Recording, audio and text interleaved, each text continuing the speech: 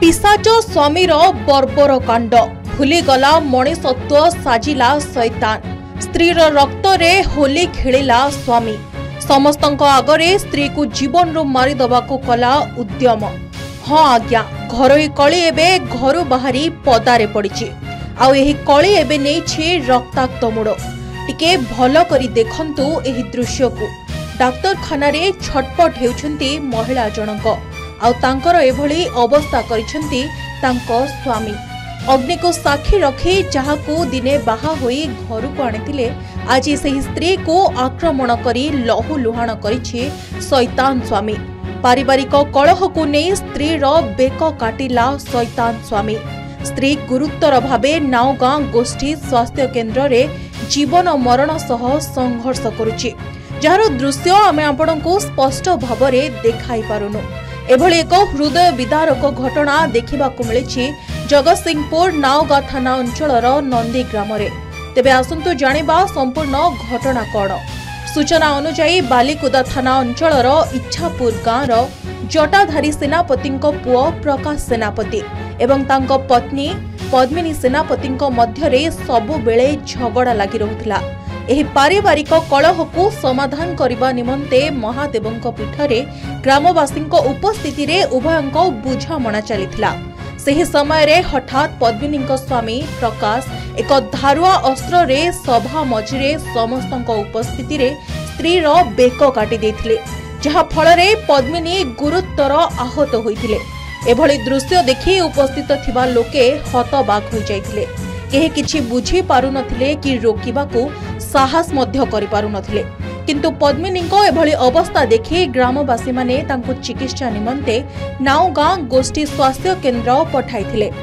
अन्यपटे शैतान स्वामी को अटक रखिछंती ग्रामवासी। सूचना पाई घटनास्थल रे नावगां पुलिस पहुंची स्वामी को काबू करिथिबा बेले तदंत आरंभ करिछि।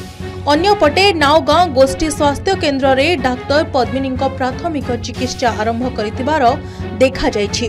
तेबे असल घटना कोन काहेकि प्रकाश समस्तंक आगरे एभली निज स्त्री को आक्रमण कले घरोई कली ना एहा पछरे आउ किछि कारण रहिछि ताहा तदंत पर ही जणा पड़िबो। गत 20 तारिख दिन हमर बालिकुदार जने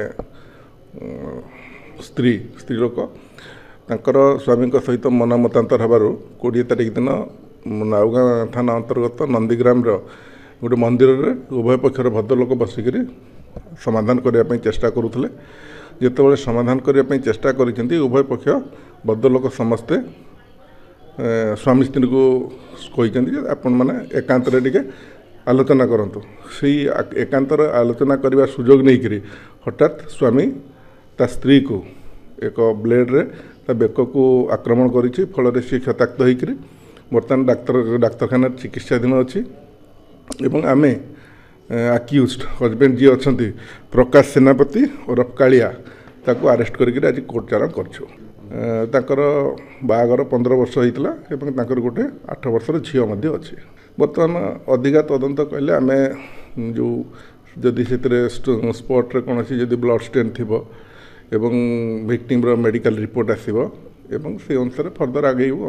तेबे दर्शक बंधु स्वामी स्त्री भितरे झगड़ा तो नीति दिनिया कथा हेले एही झगड़ा एभली भयंकर रूप नहीं पारे ताहा आज समस्तंकु चकित कर दैछि।